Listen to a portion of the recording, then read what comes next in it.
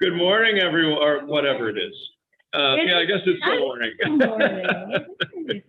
Well, this is our last session of this class.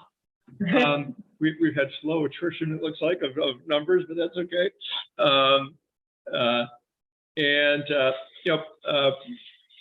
Hopefully sometime in the near future, we'll do another series on something else, right? But we'll figure out what that is. Just in terms of gauging levels of interest. I mean, obviously, for those of you who are here, this is something that you found useful, right? So that's good. If we were to do another series again, my inclination would be to do a series on a particular book of the Bible, or we could do something else. And is there anything else or does that sound good? I mean, what do folks think? Yeah, I like the Bible. I don't know. Yeah. Well, think about it. You don't have to even answer. Follow your lead. Students, go ahead. I want to really know the difference between Cain and Eve offering. I mean, right, you said we can go into that, but Yeah. why were the vegetables? God's not a vegetarian. I don't know. That's a joke, obviously. Right. Yeah. Into certain stories. Yeah. To take not maybe necessarily an entire book, but perhaps, like, say, stories in Genesis. I mean, just like as an example, right? And let's do some deep dive on some of those stories. Maybe that, or something similar. Something like that. Right. Yeah. Well, I don't know. I had a question today, and the question was, as I was listening to the Gospel of John, talked about God led us out of slavery. Not us, because we're not the Jews. And because everybody is a Christian now, is basically a Gentile. But all the original colonists were Jewish. What happened? They just completely abandoned that. Well, your question raises several others. The first one being that why do we say he led us out of slavery? Because he did. We are also children of Abraham, and we take on that identity for ourselves. That's our ancestry as well, by adoption. Yeah, because we are children of Abraham by adoption into Christ. We were grafted. St. Paul talks about the fact that we are the wild olive branch that have been grafted into the tree, and so that's sort of who we are. Also, we share, our belief is that we share with the Jewish people that whole ancestry. And if you were to go to a Passover Seder next week on Wednesday evening, which is the first night of Passover, you would hear in the Haggadah the ritual of Passover at the Passover table. I don't know if any of you have ever been to a Seder dinner. But one of the things that the leader of the Seder says is, we were slaves to Pharaoh in Egypt, and the Lord our God brought us out with a mighty hand and an outstretched arm. So the Jewish people understand that is not just something that happened in the past, but something in which they continue to share. And all of us share in that bondage too, the bondage to sin, the bondage to other things in our lives that hold us back. We've been talking about 12-step stuff. Folks who are in addiction understand it as bondage, right? That's why we say in step one, we found that we were powerless over alcohol or whatever it is, and we couldn't get ourselves out of it, right? So that's step one, right? If you don't get to step one, you're not going to get to any of the others. So that's that sense of being in bondage to something, right? And then being released from that. And we found that we needed to have a higher power to bring us out of that, right? When I was confirmed here, Fred Rapp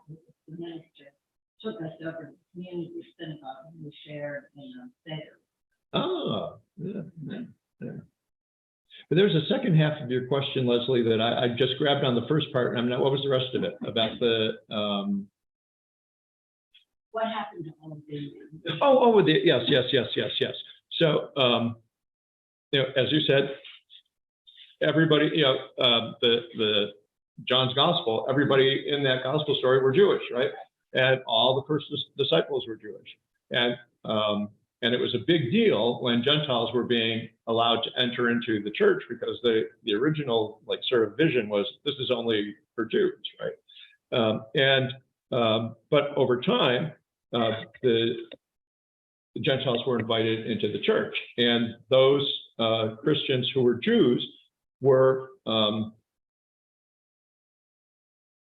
in different places. It had different timelines, but over, say after about the first century, most of the synagogues were not allowing Jewish Christians to be participant in the synagogue service. They saw them as no longer Jews. And so that's, I think, was the sort of the breaking point. There's evidence I have heard that there were Jewish Christians in synagogues into the 3rd century even. So it was a long process, but eventually the separation happened to the point now where Jews who wish to become Christians, typically go to churches. Right? I mean, there's certain groups of people that see themselves as Jews who are also Christians, who keep the feasts and all that sort of thing. But that's a very unusual sort of group of folks. So it just happened over time that especially after what I think I might have mentioned in here, like one of the first weeks, that Christianity is one of the answers to how are we Jews without the temple anymore. When the temple was destroyed in the year 70 AD, on the Jewish side of things, rabbinic Judaism developed. How can we be Jews without the temple anymore? How can we be Jews without the sacrificial system? How can we have Yom Kippur without the sacrifice in the temple? How can we even do that, right? And so rabbinic Judaism and the rise of the synagogues throughout the diaspora of Judaism throughout the world was one answer to that. What we have is Torah, right? And that's why we keep it in the ark, and that's why we honor it, and we bring it out and we read from it, because this is where we meet God now. The temple is the Torah, and we follow the Torah, and in doing so, we are following what we're supposed to do as Jews without a temple. Christianity says, yes, we can be Jews without the temple because we have a temple, and that temple is Jesus Christ, who made the sacrifice once for all. And that's, if you read the book of Hebrews, it's all about, it's a grand Yom Kippur celebration where Jesus enters into the Holy of Holies on our behalf, and is there eternally offering sacrifice to the Father. That's why a lot of us Episcopalians don't talk this way, but those of us in the Anglo-Catholic tradition do. It's the sacrifice of the Mass. Not that we are killing Jesus all over again, but we're participating in the fact that Jesus right now is standing in the Holy of Holies, offering his body and blood to the Father on our behalf eternally. And we enter into that in the sacrifice of the Mass, or in the celebration of Holy Communion, whatever you want to call it. But low church would call it that. I got to check myself sometimes with my Anglo-Catholic leanings. But anyhow, we're going to talk about the Eucharist today a little bit too. But that's it. There was a separation between the two groups. And John's Gospel, the Gospel last week that we had of the man born blind, do you remember that there was that phrase in there where the parents of the man born blind said, yeah, we know he's our son, and we know that he was born blind, but how he got healed, we don't know. He's of age. Why don't you go ask him? And John said, they said this because the Jews had already, the Jewish authorities had already determined for themselves that anybody who confessed Jesus as the Messiah would be cast out of the synagogue. Well, most scholars believe that that is a looking back into the story of Jesus, what the experience of the first century Jews was who were becoming Christians, that they were being cast out of the synagogue if they confessed that Jesus was the Messiah. And so that's where that separation began. It was more and more and more to the point where there weren't any more Jews who continued to be Jews. And we know that the first century Christians continued to go to the temple even, right? I mean, we can read about that in the Acts of the Apostles. Paul goes to the temple and he goes there to perform certain vows, and then that's when he actually gets arrested. But Christian Jews are still going to the temple, doing all the ritual practices that their friends and neighbors do, except that they believe now in Jesus. And that the gift that Jesus brings is not only for the Jews but for everybody. This is a very long answer to your short question. Well, today we're going to be talking about the last chapters of the book, and again, you don't have to have read the book to hopefully to engage in this class. And some of you, and I know Bob hasn't even been able to read the book yet, but he's been engaging in the class. So for those of you who are watching after this class, the series is based on, but not necessarily necessary to have read, Traveling Home, Tracking Your Way Through the Spiritual Wilderness by yours truly. And it's a basic introduction, reintroduction really, to the Christian faith. And today we're going to, I'm going to go back a little bit to the chapter before on the church, which was last week's part of last week's reading. If you read that last week, and because in that I talk a little bit about Word and Sacrament, the Bible, and especially the sacrament of the Eucharist. Right, there are two sacraments of the gospel, and those are baptism and Eucharist, where we enter into the body of Christ through our baptism, and we continue to participate in the life of Christ through our reception of the Eucharist. And so this week we're going to be focusing on practice. What does it mean to practice our faith? If you play a sport, or you play an instrument, or you only get good, or you speak a language even, you only get good at it by practicing, right? You got to practice it, and if you don't practice it, you're not going to be good at it. So in the same way with our faith, right? We, as Christians, we only become transformed more and more into who we are supposed to be as Christians by the daily practice of it.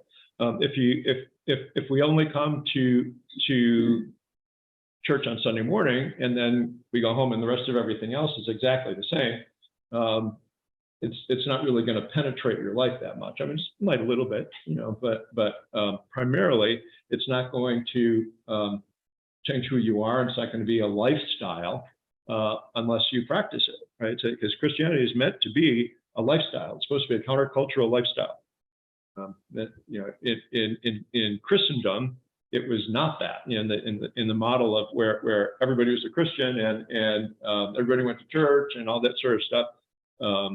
What we call the culture of Christendom. Well, not everybody's Christian, so that's not too countercultural, right? Everybody goes to church and does all that other stuff. But in our culture now, we have the opportunity, I think, because Christendom is dead. It's not an assumption that people go to church anymore. In fact, it's kind of a bizarrety that you actually get up to church on Sunday morning and you're going, where? You're doing what? Instead of reading the New York Times or whatever. So being a Christian is, in fact, beginning to be a countercultural practice. And in some ways, thanks be to God for that, because it's allowing us to recover what it means to have our identity based in being Christian. And that is done through the practice of the faith on a daily basis, right? And we're going to talk a little bit about that. But two key practices engage are communal practices and individual practices in a certain way. And that's the Word of God and the sacraments of the New Covenant. That is, we engage the Scriptures communally, like we've been doing here, and like we do upstairs in the liturgy, and personally. We're going to talk about how we can do that in a bit. But one thing I always like to do for folks is to just sort of remind us, how do we even get the Bible, right? Where did it even come from? I mean, it didn't, it didn't sort of like fall down from heaven, like Athena popping out of the head of Zeus or something. It was like, it's something that developed over the life of the Old Testament, especially over thousands of years, right? We have a text that has an oral history that's very long and rich, and only gets written down in the form, roughly in the form that we have it, about 700 to 500 years before Jesus even comes. It was only in the Babylonian exile and the time afterwards that the oral traditions and some of the writings that had existed were like sort of woven together in the form that we have them now, right? And I talk a little bit about this in the book. That's why we have, for example, in the first chapters of Genesis, 2 creation stories, right? Because for the Jewish people, it didn't make any difference. If there's this one, this tradition, and then there's this tradition. So let's, the both are there. So let's put them in the book, right? Because they both are there, right? So, and they both teach their own kind of truth. So the first chapter of Genesis, where we have the 7 days of creation, God created on this day, and this day, and this day, and this day, and it culminates in the creation of human beings, and then the Sabbath rest on the 7th day, right? So the whole week is, punctuated by God creating something new, and then finally on the 7th day, resting on the Sabbath, right? But then the second story is a totally different story, right? The Garden of Eden shows up, and we have the first creature, Adam, the first man, the one in whom God's breath is given, and then if we remember the story, God parades all the animals in front of Adam and says, ask them to name them, and ask it, is this a good helpmeet for you? Is this one? Is this one? Is this one? No, none of them wasn't. And so he casts them into a deep sleep, brings a rib from Adam, from the earth creature, and says, yes, this is finally bone of my bone and flesh of my flesh. Yeah, this is like me. This is somebody with whom I can have a relationship with. And then that's chapter 2. And then, of course, chapter 3, then we find out about how those first parents moved away from God's best intention for them. And we've been talking about that in Eucharistic prayer every week. We betrayed your trust and followed our own ways. And as we've said early on, this is not about some historical reality that happened in a place called Eden in a certain, if we went back far enough, we can find out what exact year it was, which some people in the past tried to do. What was the year that actually creation actually happened, right? We can't do that because that's not historical reality. It's mythical truth. That it tells us a very deep truth about who we are as human beings, but it's not historical reality. Historical reality is that for eons, the Earth was created from the Big Bang up to the time of the creation of the first microorganism that emerged in the waters and then emerged out of the water, and eventually we appear as human beings, and that happened not even at one time. It happened in various places at different times. There's still Neanderthals walking around with Homo sapiens all at the same time. And that's an even more wonderful story of how we human beings emerge, right, in God's good creation. But those stories tell us something about the nature of human beings. The story of the fall tells us something about, we are wonderful, creative people. We can do all these wonderful things. And yet we have this tendency, this propensity to go against our better angels, our better natures. But we have this tendency to be drawn down into something darker than who we really are supposed to be. But God created us very good. And so both of those things exist. And the ancient people, the people who brought us the Bible, knew this. And they tried to grapple with that. And they tell these wonderful poetic, mythic stories to teach us that truth. But it's not necessarily historically true, but it is true. And that's why myths convey truth to us. They're wonderful stories that convey truth. And again, I don't want to be heard as saying, "Oh, it's just myths." That's not what I'm saying at all. I think it conveys something true about our nature, and that can only be gotten at, or best gotten at, through story and poetry. So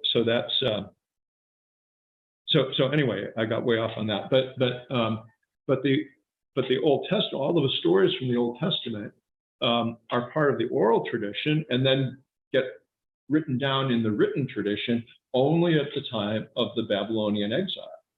And so that's why the editors of the Bible that brought us all, that took all of these things and sewed them together in this wonderful quilt that we call the Hebrew Bible or the Old Testament, are masterful in the way that they took all of this stuff and put it all together in the Torah, first of all, and then in the writings and in the prophets, and put all that together so that, by a couple hundred years before Jesus, most of what we consider the Old Testament was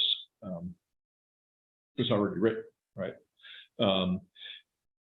In those 200 years before Jesus, there were also some other writings that were written primarily in Greek that eventually wound up into the Greek version of the Old Testament, which is called the Pentateuch. No, it's not called the Pentateuch. It's the Septuagint. Thank you. The Pentateuch is the Torah, only in Greek.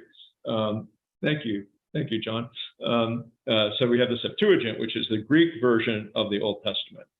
And that version of the Old Testament had some other books in it that were written in Greek that weren't, that eventually were not placed in the Old Testament by the Jewish people, and then in the Reformation they were taken out of the Bible again. But that's a whole other story. So that's the Old Testament, right? The New Testament has a much shorter window of textual transmission, right? The first things to be written were the letters of St. Paul. The Gospels were, Paul writes, the Gospels aren't even written before St. Paul writes his letters, right?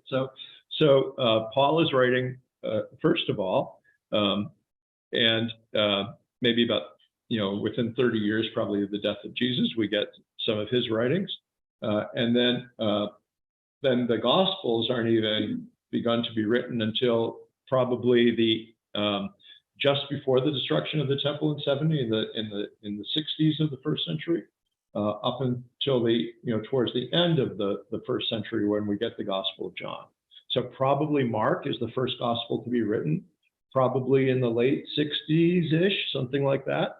And again, probably Mark is a disciple of St. Peter in Rome, and he writes the gospel as part of the memories of Peter. And then Matthew and Luke, probably borrowing off of Mark, and probably borrowing off of some other source that we don't really know, but it looks like they're borrowing from a similar source.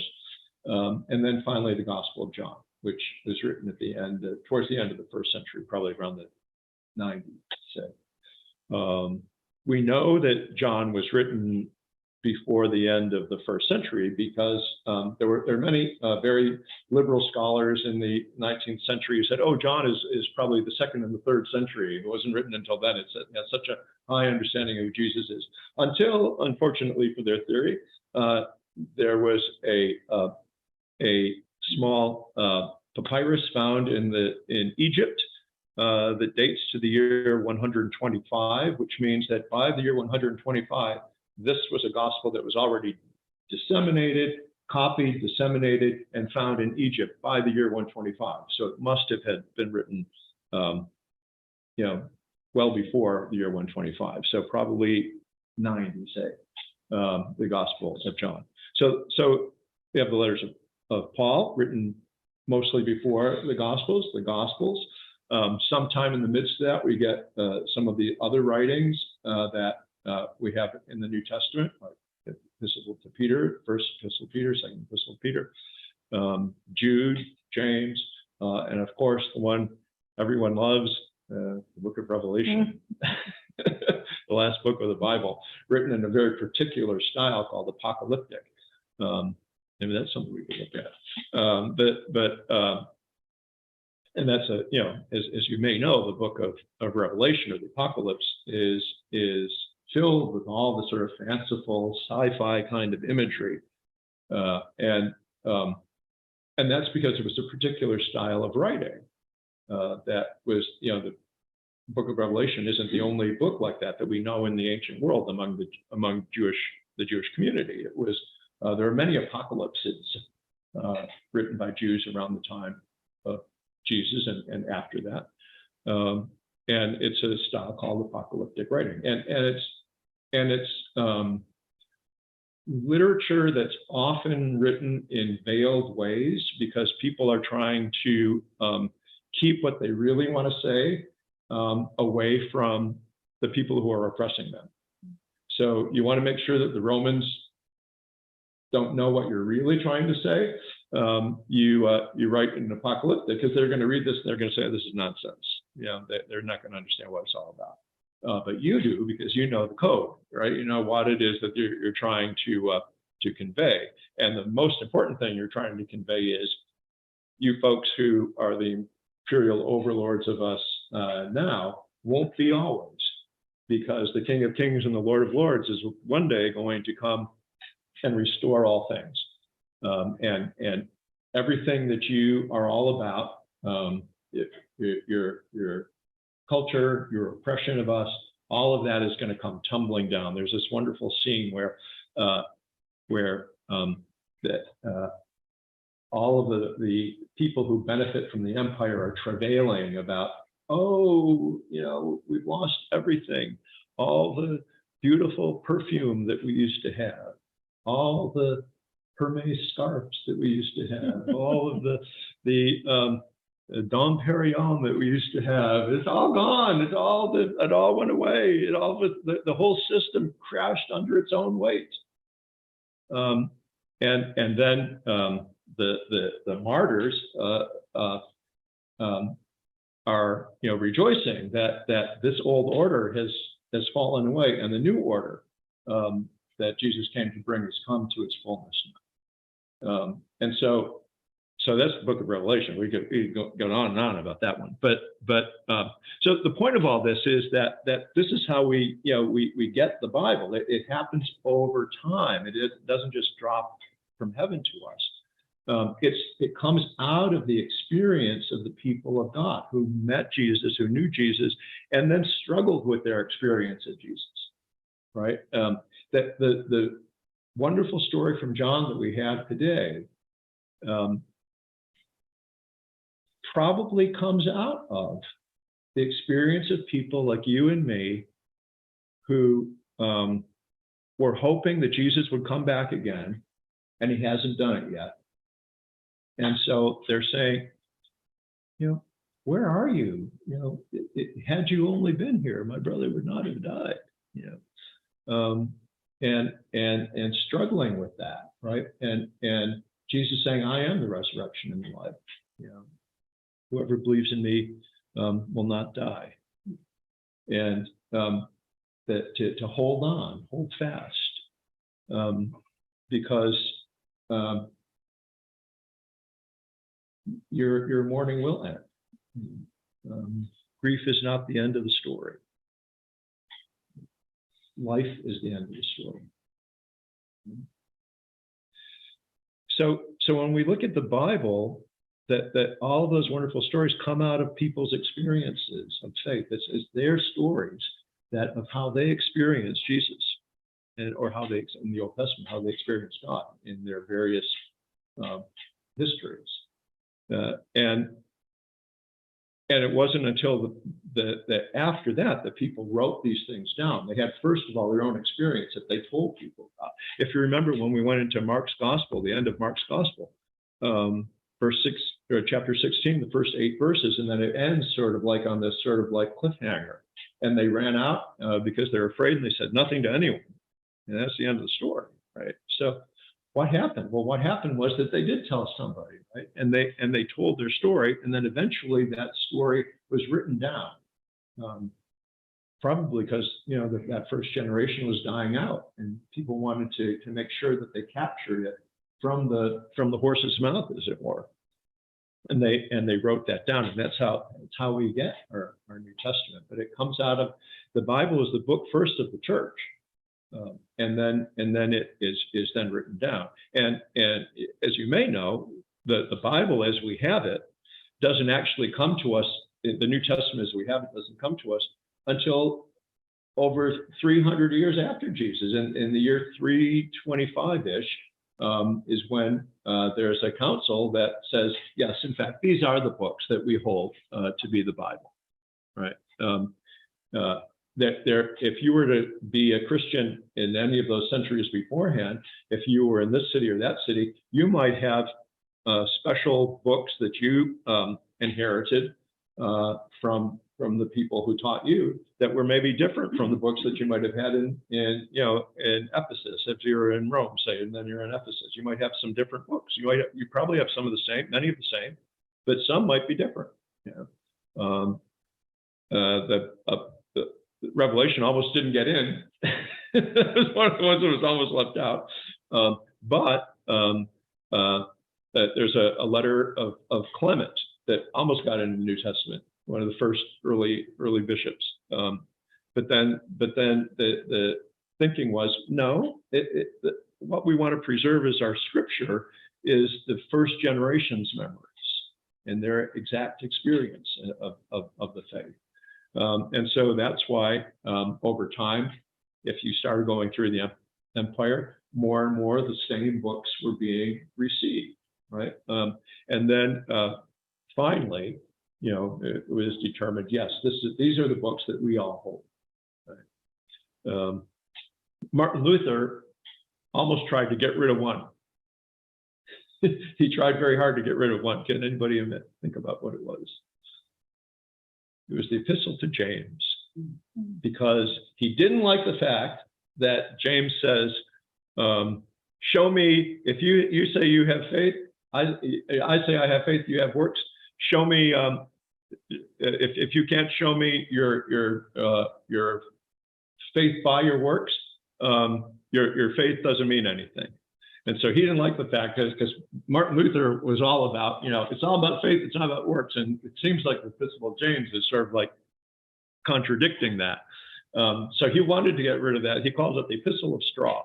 He didn't like it. He wanted it to be not in the New Testament, but he didn't win, thanks be to God, because there was enough of a sense that, no, you can't just like get rid of books that you don't like because you don't like them. They're part of the Bible, right? So that's the book that we have received, comes to us from thousands of years of the experience of the people of God, given now into our hands. That's why the reformers were so adamant about that. I mean, I was joking last week about we should have a prescription. Only take this as prescribed for the Bible, because it gets so crazy. People interpret it in different ways. I was totally joking about that. I didn't mean it at all, because the reformers gave their lives literally for us to have that book. in our hands. Right? And so we should use it. You know, I hope all of you have not only a Bible in your homes, but it's not sitting on your coffee table gathering dust. That you actually pick it up and you read it and you wrestle with it. And that's why every day the church gives us this gift. Now we're getting into daily practice now, right? Of the daily office. If you look in your prayer book, and I hope you have a prayer book at home too. If you don't, you can pilfer one even.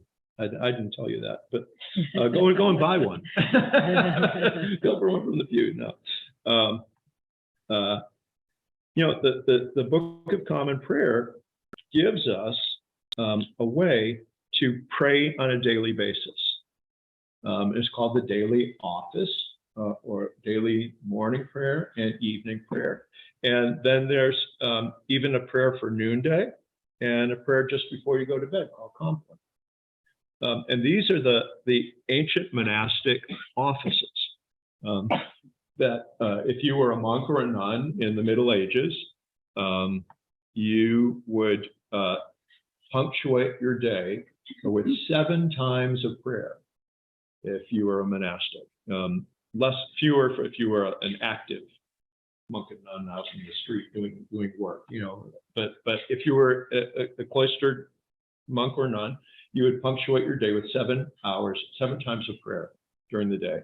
First one beginning matins or vigils, beginning before dawn, probably 3 o'clock in the morning sometimes. Then lauds at 6.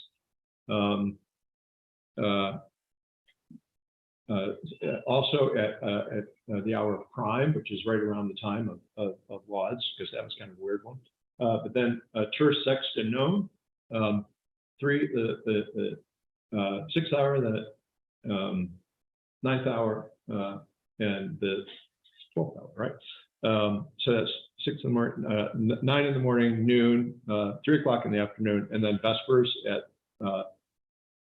6, and then compline before you go to bed. So 7 times a day you are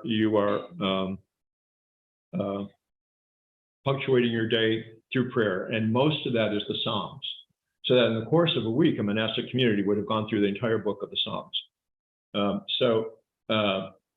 But what the Reformers saw, especially in England, and Thomas Cranmer, the great architect of our Book of Common Prayer,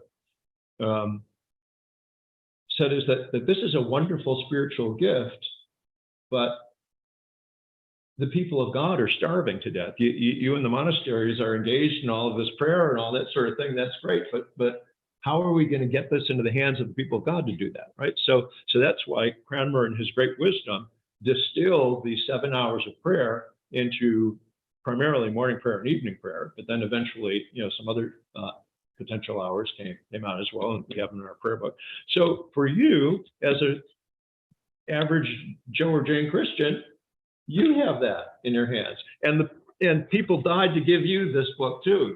This Book of Common Prayer, people died for you to have that book in your hands, and because it was so important to them that the average Christian person could live the Christian life, engage in the daily prayer of the church, and live as if they were monastics in the world. That all of us have the ability to punctuate our day with the scriptures, which if you look at the office, it's almost all Bible. There's some prayers, collects as we call them, but it's mostly all Psalms and scripture readings. And so we get to punctuate our day that way, right? So we can begin our day with morning prayer. And the people who brought us this version of the Common Prayer understood our busy life so well that there's a whole section of many morning prayers and evening prayers in that for those of us who are in our busy lifestyles. And if you wanted to go to just do something very brief in the morning, you can see it in, let me find it here. The daily devotions section. If you had a prayer book, you could see it was page 136 and following. It's just one page where you can read in the morning, at noon, in the early evening, and before you go to bed. And you can choose any or all of those, right? Or you can do the full shot, which happens just before that, right? So you can do any of those things. But the important thing is to, in terms of our practices, which is our theme of today, is to engage in the life of prayer in your daily life. Right? And if you look at the cycle of time in the Christian church, it's all about, it is all about a cycle. How we look at our day, right? Morning, noontime, evening, punctuating that in prayer. The dawn, the sun at noon, the sunset, the week. Sunday, every Sunday is a little Easter, day of resurrection. Every Friday, it reminds us of the death of our Lord. Every Saturday, his Sabbath, his resting in the tomb. And then again in his resurrection, the cycle of the day, the cycle of the week, and then the cycle of the year, right? Right now we're in the season of Lent. The church year begins in Advent as we prepare for the coming of Christ, right? Then we celebrate the Feast of Christmas. There's a time of prayer and preparation and somewhat of fasting, not as penitential as Lent is in Advent. Then we celebrate this great feast period, which begins on Christmas Day and ends on the night before Epiphany, 12th night. And then the Feast of Epiphany, which is a grand feast in the church. It should be a grand feast in the church as well.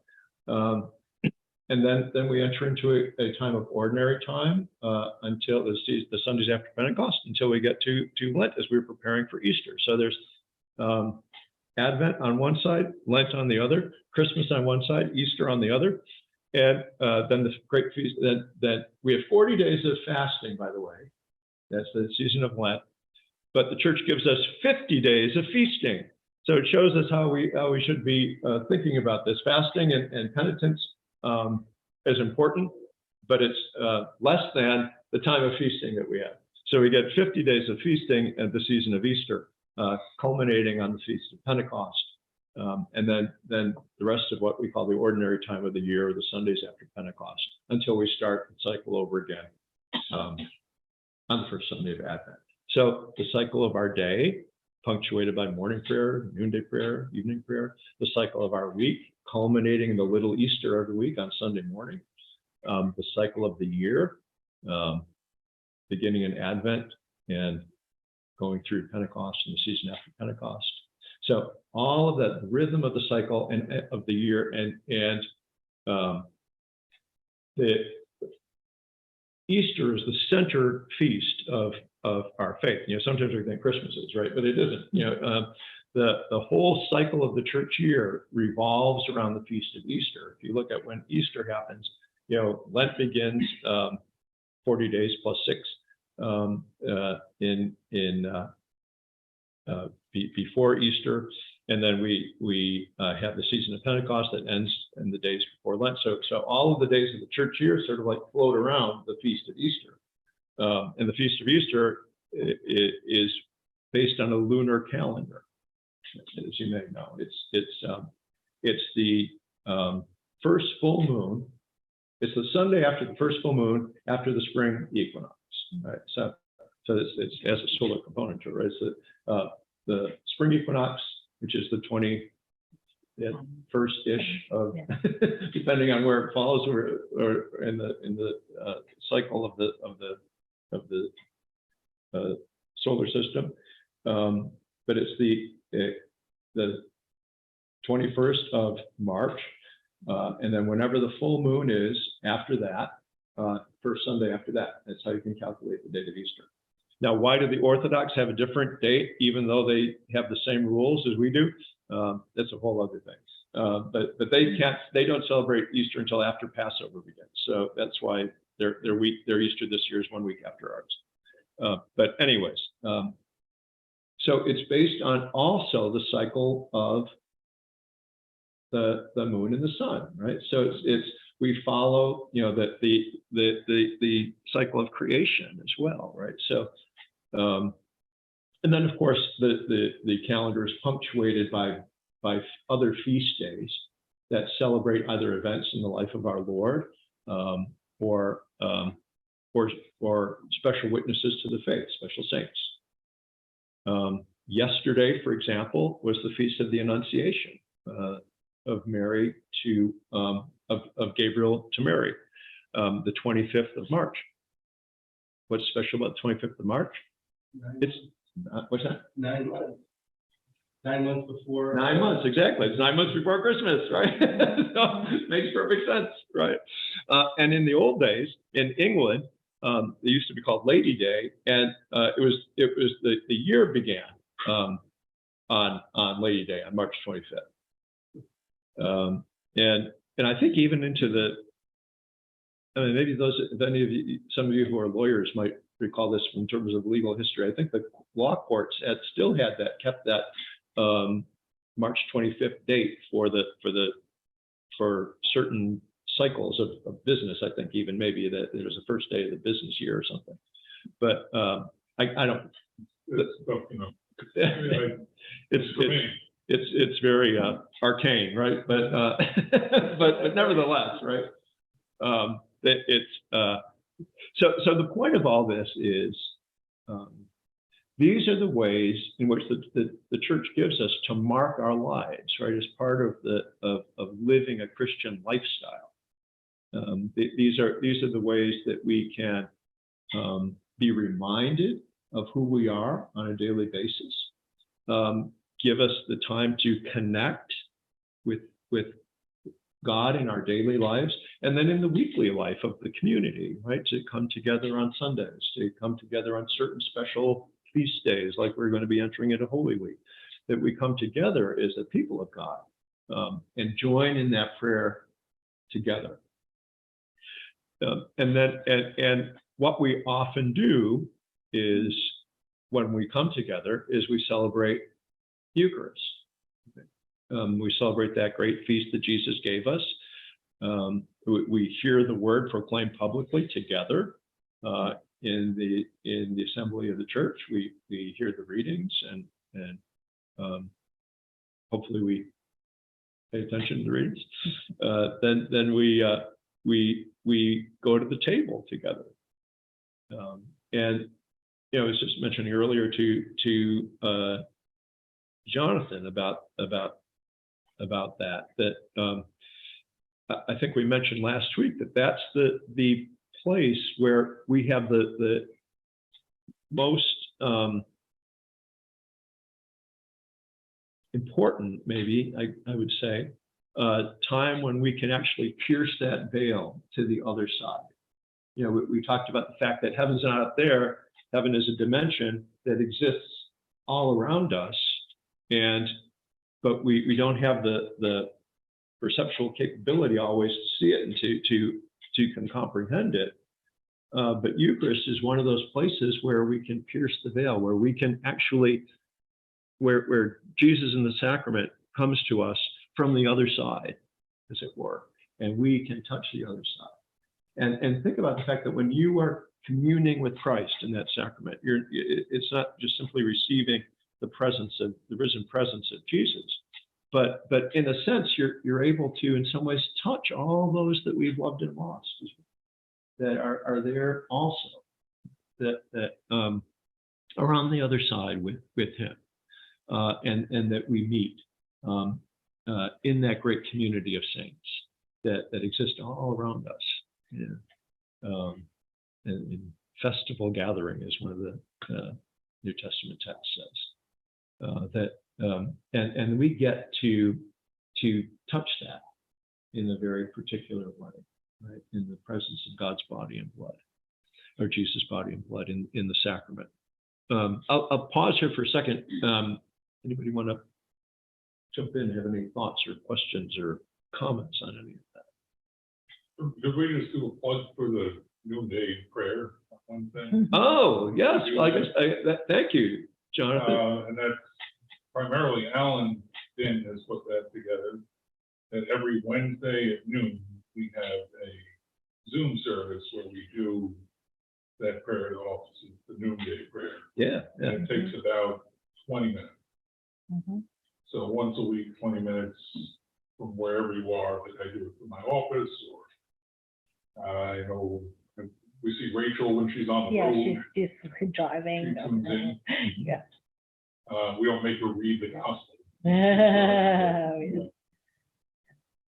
It's good, and it's A nice way to, we normally have about, what would you say, maybe 4 people? 4 or 5 people. 4 or 5 yeah. people. So anybody else who wants to be part of that, I'm sure. And it's in the program every week, isn't it? Yeah. How to link into it? It's in the calendar. There's Email. email. I send me email. That's a perfect example of how the community can gather in using new technology, right? Yeah. Right. Yeah. It used to be a healing service come at noon, and people would come in person in the church, and then during the pandemic, That it turned obviously, into a yeah, noon. yeah, Yeah. Great. Yes, there were so many women in June. And Yes. they seemed so sensitive. Yes. There was no gospel. That was written down, right? Is that we know of, anyways, right? But I'm quite sure that there were women who were evangelists telling the story. We know that by the fact that Mary Magdalene is the apostle of the apostles. On Easter morning, she's the one who Jesus literally commissions to go and tell the apostles what she has seen in her, right? So the first apostle is a woman. If an apostle is the one who proclaims the resurrection of Jesus and tells people about it, she's the first one who does it. And those women that didn't say anything to anybody in the Gospel of Mark, obviously they had to tell somebody eventually, and that they became the apostles. So in every gospel, it's the women who were the first apostles that told all the other folks about it. And we also know, for example, that the epistle to the Romans is brought by a woman to Rome who would have probably read it aloud. Paul commissions her to go and bring his letter to the Romans to the church in Rome and teach it. Who is that? What is her name again? Well, we can find out. We can look her up. I'm blocking on her name right now, but And let's see. there's another thing. Who is Lois? Lois, she is. Lilith. Lilith is in the Jewish tradition, in some of the mystical writings, she is one of the characters in that story. I don't really know a lot about Lilith, so I can't really tell you more than that. But that's all I know. You could look it up and find out for us.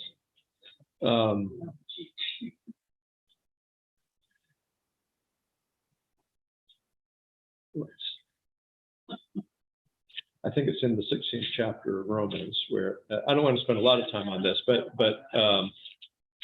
we can. Phoebe. Her name is Phoebe. I commend to you our sister Phoebe, a deacon of the church at Cenchreae, that you may welcome her in the Lord as is fitting for the saints, and help her in whatever she may require from you, for she is a benefactor of many and myself as well. So first of all, she's a wealthy woman, wealthy businesswoman, probably in her own right, who Paul is sending to Rome to be his ambassador to teach his teaching and read his letter to the church in Rome. So women are totally in the center of everything in the early church. It's only like afterwards that they sort of get sidetracked. But you said she was a deacon. And she's a deacon, right? So that she was part I don't know whether it's the exact same thing. Yeah, I mean, they would have She had a been, clerical title. yeah. So Yeah. she was somewhere in the church's hierarchy. Yeah, as it was defined in those early days, right? It's not quite the same as probably was now, but we do know that the deacons and the Acts of the Apostles were actually commissioned for that ministry and received that title. So what we probably know from that is that Phoebe also received the title of deacon and was part of that. So it wasn't just men. So we talked about word, and we talked about coming together to receive the sacrament, and you know, in terms of punctuation, there's of our lives, you know, there's also obviously all those other things that we can in key moments in our life: sacrament of the sick, marriage, holy orders. Those are also sacramental moments in the life of the church that punctuate our lives. Confirmation. Those are all ways in which we can have certain moments of our life that we hold up at certain special times, and receive the blessing of the church and in the community in doing that. But those are sort of like those are both communal practices and personal practices of prayer and worship, but also the other practices of works of mercy. And I make the distinction in the book between works of mercy and works of justice. Works of mercy is like doing laundry love, or giving food to the poor, or working at a soup kitchen. Those are works of mercy. But what you're doing there is you are being the hands and feet of Christ in doing that, right? And when you do that sort of stuff, when we do those ministries, that's you're being Jesus. You're doing what Jesus is doing. You are Jesus doing that, because you're part of the body of Christ. It's not like as if Jesus was doing it. Jesus is doing it through your ministry, right? So those are works of mercy. Works of justice. Works of mercy tend not to change social structures. Works of mercy are dealing with people in need, and there's an actual person in need, and I'm going to go help them. Works of justice are those works that we can do that try to change unjust social structures. You know, writing letters to your congressperson is a work of justice. It's a Christian act of might not avail much, but at least it's a work of justice that you're trying to participating in some sort of a protest against something that is unjust is a work of justice. It's a Christian act of justice. It's the church doing what the church does. Oftentimes, you know, people get killed for stuff like that.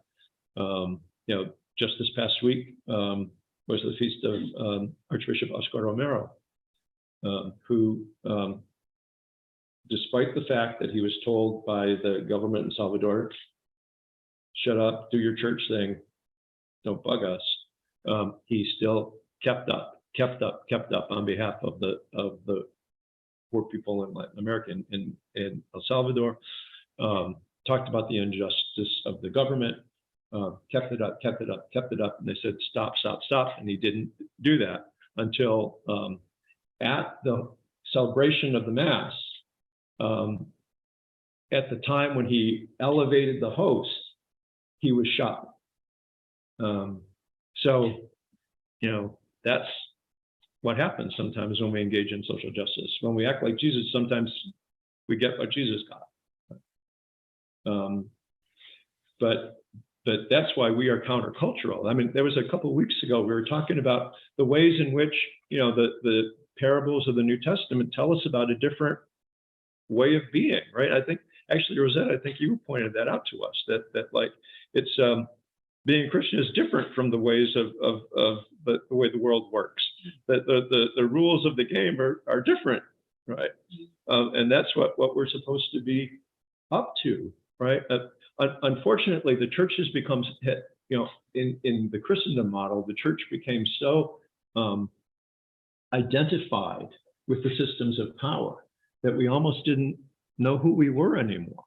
And so maybe the fact that Christendom is crumbling around us is a way that God is waking us up from our amnesia. So we'll find out who we really are, and realizing that we aren't supposed to be at the beck and call of the systems that exist in the world that are destroying people or are engaged in unjust systems, and we need to be aware of some of that stuff and call it for what it is and speak out against it. That can be scary, right? But that's why we have the community to help us in doing that. Anyway, any responses to any of that? Yeah. Why do you say Christianity is crumbling? The Christendom is crumbling around us. That is the old order where everybody went to church, everybody was Christian.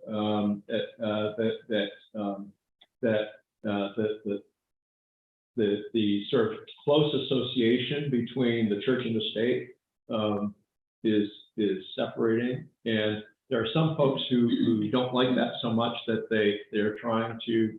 I'm going to reveal my own particular politics right now, as I'm saying that's what I'm doing. So and that doesn't mean that there's somebody else's politics, right? So I want to make sure about that. I believe that when some of those folks on the far right raise up the symbols of Christianity for deeds of which I think are evil, like anti-Semitism, racial bigotry, and they use Christian symbols to bolster that. That is the darkest side of Christendom, because that's what Christendom often has done in the past, that use the symbols of Christianity to be a tool of oppression and for raising up a certain group of people in power to oppress everybody else underneath. And I think that the Church of Jesus Christ, which I think is the real Church of Jesus Christ, needs to call that out, because there are people all over the world who think that's what Christianity is, because unfortunately the media collaborates with that and says, oh yes, that's who Christians are, the people who are bigoted, the people who are touting anti-Semitism, the people who are speaking out against equal rights for everybody, that the people who are speaking out against LGBTQ folks and that sort of thing. That's what Christianity is. And so if that's what Christianity is, I don't want any part of it. And to that I say amen. If that was Christianity, I wouldn't want part of it either. But that's why I think that the people who get that what the gospel is about raising people up and about justice and peace and to hunger and care for the planet and all that sort of stuff. These are not like democratic causes. These are, I think, are gospel causes. And I think, but at the same time, I would say that sometimes the folks on the left, I could also have differing opinions on some stuff too, right? Because it has to first come out of the gospel, not out of your political affiliation, right? We have to read the scriptures, and what do they teach us about who God is and who we are, and justice and peace in the kingdom of God. What do they teach us, right? And from there, then we can move into the public sphere. But it shouldn't be like the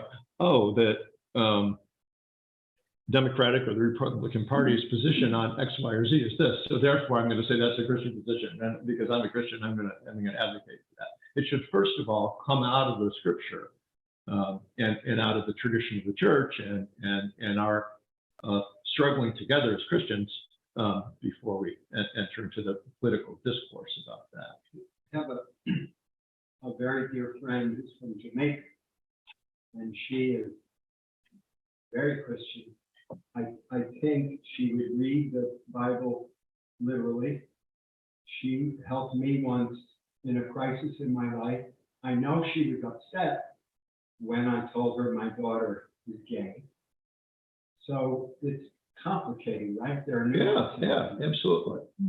And And, I don't think I've ever met anyone more Christian. Mhm.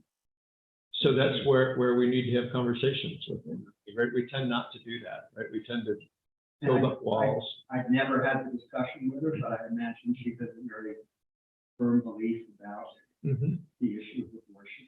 Mhm.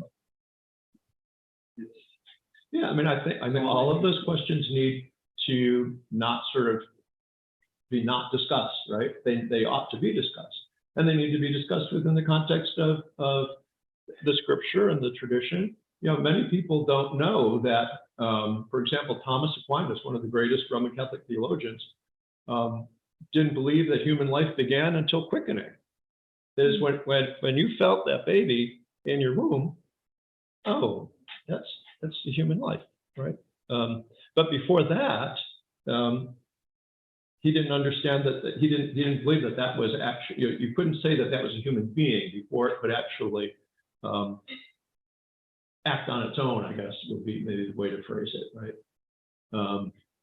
So the tradition has not always been, since the moment of conception or whatever it is, there have been differing opinions on it, right? So that's why I think we can have conversations. right, and I think that, in my opinion, that's the point, is to be able to have conversation, to be able to discuss in a civilized, respectful way, and to accept different opinions and not get polarized and Right. aggressively labeling other people and then just canceling them out and not even discussing. Yes, So no, I agree with absolutely. you.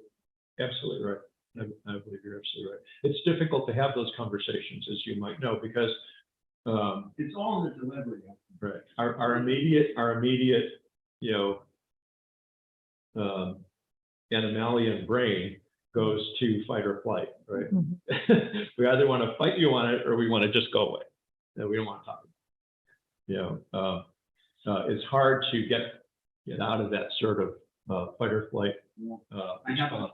I have a nephew through marriage who's one of the only people I've ever heard say this and discuss something with him. He'll say, wow, that's really interesting. I never thought of that. Let's talk about that more. So that way to be open and to embrace a different opinion or to be able to admit that he never thought of something before. Yeah. And to accept. We are like way out of time, and I apologize for being for us going late today. Don't apologize. No. You're tough. Any comments for the good of the order to conclude? So the other thing that comes to mind is because I've heard it in different groups that I've been to and Yes, that's St. James. That's actually the Episcopal James, right? Faith without works is dead. almost put out. Well, thank you all. I've enjoyed doing this all with you.